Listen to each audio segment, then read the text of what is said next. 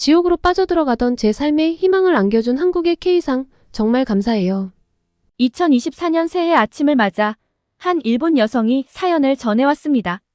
한국 남성의 도움으로 그늘져 있던 자신의 삶이 희망으로 밝아졌다며 이 자리를 빌어 꼭 고마움을 전하고 싶다고 하는데요. 이 여성에게 어떤 일이 있었을까요? 오늘의 사연 시작합니다. 안녕하세요. 원래 이렇게 인사를 드릴 때에는 이름을 이야기해야 할 것 같은데 지금 제가 이름을 밝히기에는 조금 부담스러워서 그냥 유짱으로 불러주시면 감사하겠습니다. 오늘 제가 이렇게 메일을 보낸 이유는 한국 남성분께 큰 도움을 받아서 감사한 마음을 표현하기 위해서인데요. 글로만 적는데도 조금은 떨리고 또 조심스럽네요. 어디서부터 이야기를 해야 할지도 좀 고민이 되고요. 우선 제 어린 시절 이야기부터 해야 할 것 같습니다. 태어나서부터 소학교 시절 그리고 중학교까지를 딱 한 단어로 표현해보라고 하면 외로움이라는 세 글자가 떠오릅니다. 고아였냐고요? 고아는 아니었습니다. 하지만 저는 가정의 따스함이나 보살핌이 어떤 것인지 한 번도 느껴보지 못했어요. 아버지께서는 술을 굉장히 좋아하셨는데 술을 드시고 오시면 늘 뭔가를 집어던지고 욕을 하고 화를 내셨어요. 제가 기억하는 아버지의 모습은 알코올 중독 딱 그뿐입니다. 어머니는 사실 제가 너무 어렸을 때 돌아가셔서 기억이 선명하지 않지만 어머니는 늘 짜증스러웠어요. 아버지가 아무래도 술을 거의 매일같이 드셨으니 짜증이 날만도 하죠. 아버지가 때로는 폭력도 휘두르셨기에 이걸 받아낸 어머니의 화가 제게 고스란히 왔었던 것 같습니다. 제 기억 속의 어머니는 한숨과 눈물 그리고 저를 향해 쏟아내던 짜증과 원망으로 기억됩니다. 너만 아니었으면 저 남자랑 결혼 안 했는데 같은 말들을 했었어요. 늘 속을 끓여서 그랬는지 어머니에게 암이 생겼죠. 의사는 어머니가 자궁경부암인데 이미 너무 많이 퍼진 상태라 손을 쓸 수가 없다고 했어요. 아버지는 그럼 어쩔 수 없다고 쓸데없이 돈을 들여 치료할 필요가 없다고 했죠. 어머니는 암을 발견하고 몇 달 지나지 않아 돌아가셨습니다. 돌아가시기 전엔 아빠와 저에 대한 원망을 엄청나게 쏟아냈어요. 지금 생각해보면 그래도 나는 자식이고 나도 원해서 태어난 건 아닌데 엄마는 왜 그렇게 나를 미워했을까 싶네요. 거울을 보면 인정하기 싫지만 아빠를 닮은 모습이 꽤나 있는데 제 얼굴에서 아빠의 모습을 자꾸 보게 되니 저를 싫어했던 걸까요? 어머니께서 돌아가신 뒤 아버지의 화합폭력은 제게 이어졌고 저는 일주일이면 두세 번씩 반복되는 아버지의 폭언과 폭행을 견뎌내며 살았습니다. 학교 선생님께라도 알리지 그랬냐는 말을 나중에 참 많이 들었는데 그때는 부끄러워서 이런 문제들을 알리지 못했어요. 제가 학교 생활을 꽤 잘 해냈기에 제가 문제 있는 집의 아이인 걸 보이기가 싫었거든요.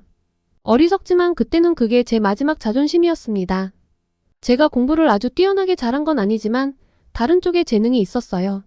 손재주가 좋아서 학급 친구들에게 인기가 많았는데요. 친구들 머리를 예쁘게 따아주고 남는 천을 이용해서 리본핀도 만들어서 꾸며줬죠. 제가 머리를 해주면 친구들은 다들 좋아했고 아침이면 줄을 서서 제게 머리를 예쁘게 해달라는 친구들이 많았습니다. 미술 시간도 너무 즐거웠어요. 알록달록한 색깔을 사용해서 그림을 그려내면 마음속의 슬픔이 화려한 색으로 덮이는 느낌이라 더 빠져든 것도 같아요.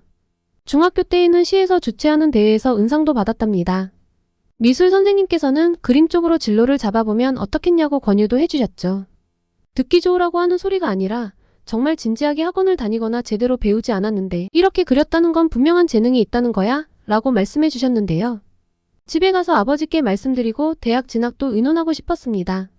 아버지께서 제게 화를 내고 때리고 욕을 했지만 대학은 보내주실 줄 알았거든요. 아무리 제가 밉다고 해도 딸이잖아요. 그리고 말뿐인 재능이 아니라 눈에 보이는 상도 받았고 선생님께 칭찬도 받았으니 이런 건 자랑스럽게 생각하실 줄 알았어요. 그런데 그날 저는 저를 이제껏 버티게 해줬던 희망이 마음속에서 무너지는 느낌을 받았습니다. 아버지께서는 제가 말을 붙이니 귀찮아하시는 기운이 역력했는데요. 꺼내놓은 상장과 상패를 제대로 보지도 않으시더라고요. 아버지, 저시에서 주최하는 미술대회에서 은상을 받았어요. 학교 미술 선생님께서 학원 한 번 안 다니고 이 정도로 그림을 그리는 건 정말 재능이 있는 거라고 하셨는데 미대 진학을. 용기를 내어 시작한 설명은 끝을 맺지 못했습니다. 아버지께서는 제 말을 끝까지 듣지도 않고 대뜸 너 미쳤냐? 라고 하시더라고요. 빨리 돈을 벌 생각을 해야지 헛바람이 들어서 대학 타령이 웬 말이냐고. 게다가 미대라니? 말도 안 되는 소리 하지 말라고 하셨죠. 그리고 상패를 집어던지셨어요. 제가 집안 상황을 생각하지 못하고 너무 공상을 심하게 했던 걸까요? 어릴 적 잠들기 전에 저만의 의식이 있었는데요. 기분 좋은 상상을 하는 거였어요. 비록 지금은 외롭고 아프고 힘들지만 대학에 가서 나를 정말 아껴주는 사람과 예쁜 연애도 하고 멋지게 취업해서 돈도 많이 벌고 결혼해서 지금 우리 집과는 정반대인 사랑이 가득한 가정도 만들어야지. 그리고 예쁜 아이들을 낳고 사랑을 무한정으로 주는 거야. 같은 상상이요. 뒤에 올 행복이 엄청나게 크니까 지금 이렇게 아프고 외로운 거라고 생각하면 좀 견딜만 했었거든요. 그런데 이날 저녁은 아무런 생각을 할 수 없었습니다. 중학교 졸업도 겨우 하는 건데 제가 미쳤었죠. 저는 중학교 졸업 후 일을 시작했습니다. 많이 배우지 못한 어린이 학생이 할 수 있는 일은 별로 없더라고요. 편의점과 패스트푸드점 두 군데에서 일을 하기 시작했어요. 처음엔 서툴러서 실수도 많이 했는데 어린 나이에 일을 시작하는 제가 불쌍했는지 사장님께서 많이 봐주셨고 또 주위 언니 오빠들도 제게 도움을 많이 줘서 몇 개월이 흐르고 나서는 제법 일을 잘한다는 평가를 받았습니다. 제가 돈을 벌어와서 드리니 아버지께서는 꽤 만족해 하셨고 저도 저축을 시작하면서 다른 꿈을 꾸기 시작했어요. 검정고시를 쳐서 고등학교 졸업장을 따고 미용전문학교를 진학하려는 꿈이요. 미용전문학교를 졸업하고 미용일을 하면 안정적으로 돈을 벌 수 있으니 아버지도 반대하시지 않을 것이고 제가 가진 재능을 잘 발휘할 수 있을 거라고 생각이 들었거든요. 아르바이트 짬짬이 고졸검정고시를 준비해 통과했고 돈을 열심히 모았습니다. 한 1년 정도만 더 모으면 이제 제 꿈을 이룰 수 있을 것 같다는 생각이 들었죠. 이때쯤 패스트푸드점에서 함께 일했던 언니와 많이 친해졌습니다. 친언니가 있으면 이런 느낌일까 싶었는데요. 저와 비슷하게 가정에서 사랑을 느껴본 적이 없던 언니는 제가 너무 귀엽다며 저를 가족처럼 챙겨줬습니다. 제게 소소한 선물도 챙겨주고 또 목표를 향해 달리는 모습을 응원도 해줬죠. 그러던 어느 날 제게 언니가 신난 표정으로 이야기하더라고요. 너 호스트클럽 가본 적 있어? TV에서 본 적은 있지만 가본 적은 없었어요. 아니, 갈 생각도 안 해봤죠. 언니는 며칠 뒤면 자기 생일인데 같이 가보자고 했습니다.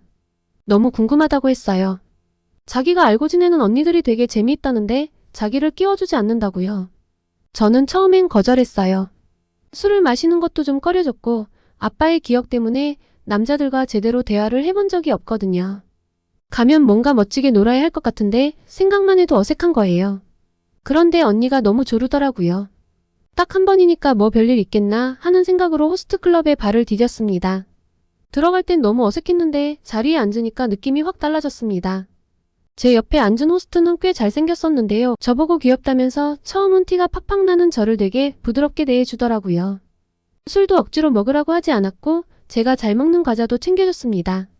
저에게 이렇게 친절하게 대해주는 남자는 태어나서 처음 만나봤어요. 처음엔 이런 친절이 너무 어색했는데 정신을 차리고 보니 호스트가 먹여주는 케이크를 제가 아무렇지 않게 받아먹고 있더라고요. 이건 좀 아닌 것 같아 손사래를 치며 제가 그냥 먹을게요 했는데 제 손을 잡고 내리더니 말을 했습니다. 너는 지금까지 내가 본 여자들하고는 달라. 나 너한테 첫눈에 반했어. 마음이 사르르 녹는 느낌이었어요. 그리고 저는 다음날 또다시 호스트클럽을 찾았습니다.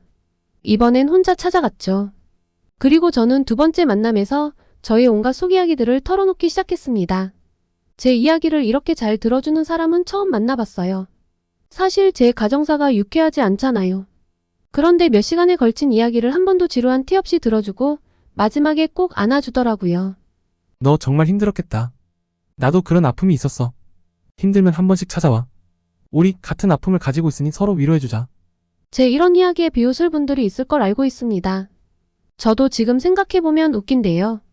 그때는 그 호스트에게 위로받는 느낌이 들어 자주 찾게 됐어요. 그리고 저는 그 호스트와 연인 같은 관계가 되었죠. 처음은 정말 좋았어요. 제가 돈을 모아야 해서 많은 돈을 쓸 수 없었는데 제일 싼 음료수 한 잔만 놓고 있어도 제 이야기를 들어주고 위로도 해줬거든요. 때로는 밖에 나가서 밥도 사주고 데이트를 하고 헤어지는 날도 있었죠. 그런데 어느 순간부터 저에게 힘든 이야기를 털어놓기 시작했습니다. 호스트클럽 안에서도 경쟁이 있는데 자기는 매출이 큰 편이 아니래요. 사실 너를 너무 좋아하니까 너가 제일 싼 음료수를 시키고 있어도 옆에 있는 건데 사장이 구박이 심하고 다들 매출이 적어서 자기를 무시한다고요. 그 이야기를 듣는데 너무 속상하고 미안하더라고요. 당시에 돈을 꽤 모아 조금 여유가 있는 상태여서 그날 제가 매상을 좀 올려주었습니다. 30만 원 정도의 매상에도 뛸 듯이 기뻐하는 그를 보며 다행이라고 생각했어요. 그리고 이런 일들은 주기적으로 반복되었습니다. 액수는 점점 커졌어요.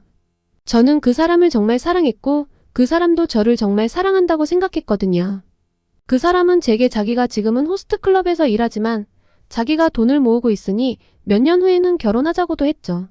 처음으로 만난 사랑하는 사람, 내 운명 같은 상대인데 기를 죽일 수 없다고 생각했고 조만간 결혼해서 함께할 거니까 내가 모은 돈을 쓰더라도 상관없다는 생각에 제 지출은 점점 커졌습니다. 한 번 가서는 수십만 원씩, 그리고 샴페인 한 병에 거의 200만 원에 달하는 지출은 기본이었죠. 그래도 그 사람이 기뻐하는 얼굴을 보면 세상을 다 가진 것 같았습니다. 그렇게 2년 정도 만났던 것 같아요. 어느 순간 호스트클럽에 낸 돈이 9천만 원 정도로 불어나 있었습니다. 아르바이트에서 그 돈을 다 어떻게 냈냐고요? 당연히 다 못 내죠. 나중에 와서 돈을 내겠다고 외상을 하기도 했는데요. 결국 감당이 안 되는 지경에 이르렀습니다. 남자친구는 외상을 못 갚으면 안 된다고. 매출로 카운트가 안 되어서 자기가 곤란해졌다고 난리를 치다가 제게 제안을 하나 했습니다. 호스트클럽 사장님이 아는 가게가 있는데 거기에 딱 한 번만 나가서 성매매를 하면 외상값을 없애주겠다고 했대요. 처음엔 어떻게 내게 그런 이야기를 할 수 있냐고 펄쩍 뛰었는데 너의 처음은 어차피 나였으니 제가 다른 남자를 만나고 와도 이해해줄 수 있다고 하더라고요. 그리고 외상값이 100, 200도 아니고 5천만 원이 넘어가는데 자기는 그 금액을 감당할 수 없다고 제게 미안하다며 울었습니다. 울고 있는 남자친구를 보는데 너무 괴로웠어요. 한 번만 나가면 문제가 해결된다잖아. 그리고 남자친구가 이해해준댔어. 잠깐만 눈을 딱 감으면 지나갈 거야. 그렇게 시작된 성매매는 한 번으로 끝나지 않았습니다. 외상을 다 탕감해준 게 아니더라고요. 온갖 명목으로 금액이 많이 청구되어 있었는데 그중 일부만 탕감이 된 거예요. 그리고 남자친구를 보러 갈 때마다 빚이 계속 쌓였고요. 도무지 빚은 줄어들지 않았습니다. 결국 저는 제 발로 성매매를 나가게 되었고 아버지께도 이 사실을 들켰습니다. 이날 거의 죽기 직전까지 맞았던 것 같아요. 그리고 저는 집을 나왔고 타친보가 되었습니다. 돈도 없고 갈 곳도 없으니 낮에도 밤에도 공원이나 길거리에서 제게 올 손님을 찾아 헤매고 있는 제 신세가 철ях 맞아서 스스로도 어이가 없었죠. 그리고 남자친구라고 생각했던 사람은 이제 제가 돈을 쓰지 않으면 만나주질 않았어요. 속았구나, 내 돈을 다 뜯어내기 위한 연기였구나 싶었는데 더 이상 뭘 해볼 수 있는 게 없었습니다. 그리고 저는 저같이 갈 곳 없는 성매매 여성을 모아 관리해주는 사람을 만나 더 본격적으로 이 일을 하기 시작했습니다. 알량하게나마 숙식을 제공해준다는 이유로 제 돈을 뜯어가 돈을 벌지도 못했습니다. 하루하루 그냥 제게 다가오는 손님을 기다리며 죽지 못해 살아가던 어느 날, 이날따라 손님이 없어 허탕을 치는 건가 하고 있었는데 먼 발치에서 바쁘게 걸어오는 아저씨가 눈에 띄었습니다. 멀끔하게 생겼고 돈도 좀 있어 보이고. 가서 말을 걸었죠. 얼마에 하실래요? 원래 제가 직접 가서 말을 걸진 않아요. 곧 비가 올 것 같은데 허탕을 칠 순 없어서 한 행동인데 그 아저씨가 소스라치게 놀라더군요. 뭘 이렇게 놀라나 싶어 빤히 쳐다보는데 그 아저씨도 절 빤히 쳐다보는 거예요. 내 외모를 평가하는 건가? 뭐 하는 거지? 하는데 제게 몇 살이냐고 묻더군요. 손님들 중 간혹 여자의 나이를 따지는 사람이 있는데 이 사람도 그 부류구나 싶었습니다. 19살인데 왜요? 나이가 많아요? 근데 이 아저씨 반응이 이상했습니다. 어이가 없다는 듯이 웃더니 제게 따라오라고 하더군요. 밝은 곳으로 나와서 제 얼굴을 다시 한번 유심히 보고서 다시 물었습니다. 너 집에는 들어가니? 학교는 졸업을 제대로 한 거야? 나 같은 사람은 딱 보면 아는 거 아닌가. 거 되게 피곤하게 구네. 안 할 거면 됐어요. 가세요. 하는데 저를 붙잡더라고요. 그리고 밥을 먹었냐고 물어보았습니다. 밥을 못 먹었다고 하자 저를 식당으로 데려갔어요. 정말 오래간만에 따뜻한 밥을 여유 있게 먹었습니다. 그런데 한편으로는 좀 이상한 손님인 거 아닐까? 이렇게 잘해주고 나중에 내게 뭘 바라는 거지? 싶었죠. 이유 없이 베푸는 호의는 받아본 적이 없어 의심스런 맘에 대놓고 물어봤습니다. 밥은 잘 먹었는데 제게 뭘 바라고 이렇게 친절하게 대해주세요? 뭘 원하죠? 아저씨는 절레절레 고개를 젓더군요. 그리고 밖에서 이러고 다니면 부모님이 얼마나 속상해 하시겠냐며 집으로 돌아가라고 했습니다. 한국 회사에서 주재원으로 일본에 파견을 나오며 한국에 있는 딸을 수개월간 못 봤는데 네가 내 딸뻘이라나요. 내 딸 또래에게 내가 뭘 바라겠냐며 말도 안 되는 소리를 하지 말라고 했죠. 집 없어요. 제 발로 나왔고 돌아가봤자 아빠한테 맞아 죽을 거예요. 저를 보며 긴 한숨을 쉰 아저씨는 근처의 비즈니스 호텔로 절 끌고 갔습니다. 그러면 그렇지. 한국 사람은 좀 다르나 했는데 결국 이 한국 사람도 일본 사람과 똑같아. 뭐 밥 한 끼 잘 먹었고 허탕 안 쳤으니까 됐지 하며 따라갔는데 저를 방까지 데리고 간 아저씨는 황당한 말을 했습니다. 돌아갈 집이 없다니 일단 여기서 자고 내일 점심때 이 밑에서 보자고요. 그러면서 휴대폰 번호를 적어주더군요. 이날 밤 저는 정말 오래간만에 단잠을 잤습니다. 그리고 다음날 만난 이 한국 아저씨는 제게 메모를 줬어요. 일본 여성단체의 주소였는데요. 저는 고개를 저었습니다. 저를 관리하는 사람들은 일본의 야쿠자들과도 연관이 있고 일본에서 성매매는 불법이라 어차피 제가 처벌받을 건데 이 여성단체가 무슨 도움을 줄 수 있겠어요? 그리고 저에게 도움을 주려고 하는 이 순진한 한국 아저씨도 위험해질 수 있고요. 어차피 저는 이제 버린 인생이니 신경 쓰지 말라고 했는데 제게 크게 화를 내시더라고요. 아직 너무 어린데 왜 인생을 버리려고 하냐고 처벌받지 않을 수 있도록 해줄 수 있고 제게 걸린 빚도 해결할 수 있도록 변호사도 소개받을 수 있다고 제발 한 번만 좀 가보라고 했죠. 본인은 이제 며칠 후면 한국으로 돌아가니 신경 쓰지 말라고요. 제가 머뭇거리니 자신과 함께 가자고 했습니다. 거의 반강제적으로 저를 끌고 간 것 같아요. 그리고 찾아간 여성단체에서 저는 보호소를 소개받아 타칭보 생활을 그만둘 수 있었습니다. 변호사와 상담을 통해 걱정했던 빚도 탕감받았죠. 그리고 고마운 분들의 도움과 장학제도를 이용해 제가 가고 싶었던 미용 전문 학교도 갈 수 있게 되었어요. 제가 몰라서 그렇지 저 같은 사람에게 의도 없이 순수하게 도움을 주려는 사람들도 분명 세상에 존재하더라고요.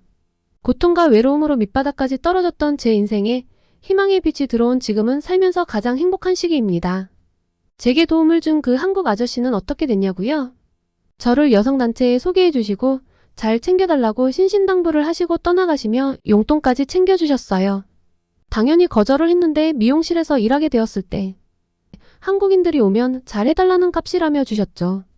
그리고 며칠 후 한국으로 돌아가셨어요. 꿈처럼 나타났다가 꿈처럼 사라지셨죠. 감사 인사를 드리고 싶은데 아저씨에 대해 아는 게 없어 슬펐어요. 본인을 그냥 K상이라고 부르라고 하셔서 내내 K상이라고만 했던 탓에 저는 그 한국 아저씨의 이름을 모릅니다. 회사 이름도 한국 연락처도 알려주지 않으셨고요. 그래서 이렇게 메일을 보내요. 갑자기 어느 날 나타난 한국 아저씨가 진흙탕에서 구르던 제 인생에 처음으로 대가 없는 온정과 호의를 베풀어 주셨고 저는 살아갈 용기를 얻었는데 제대로 감사하단 말을 전하지도 못했네요. 혹시 이 사연을 K상이 보신다면 정말 감사하다고 말씀드리고 싶어요. 그리고 정말 멋진 헤어 디자이너가 될 수 있도록 열심히 공부할게요. 제 부끄러운 과거 때문에 이름은 밝힐 수 없지만 나중에 한국 분들을 매장에서 만나게 되면 예쁘게 머리를 해드리는 것으로 K상에 대한 감사함을 표시하겠습니다. 그리고 제게 찾아왔던 행운이 이 사연을 보시는 한국 분들 모두에게도 함께하길 기원합니다. 새해 복 많이 받으세요. 오늘은 한국인의 도움으로 타칭보 생활에서 빠져나올 수 있었던 일본 여성의 사연이었습니다. 오늘의 사연 어떠셨나요? 오늘의 사연이 마음에 드셨다면 구독과 좋아요를 눌러주세요. 여러분의 구독과 좋아요는 계속해서 좋은 사연을 소개할 수 있는 힘이 됩니다. 이상 감동저장소였습니다.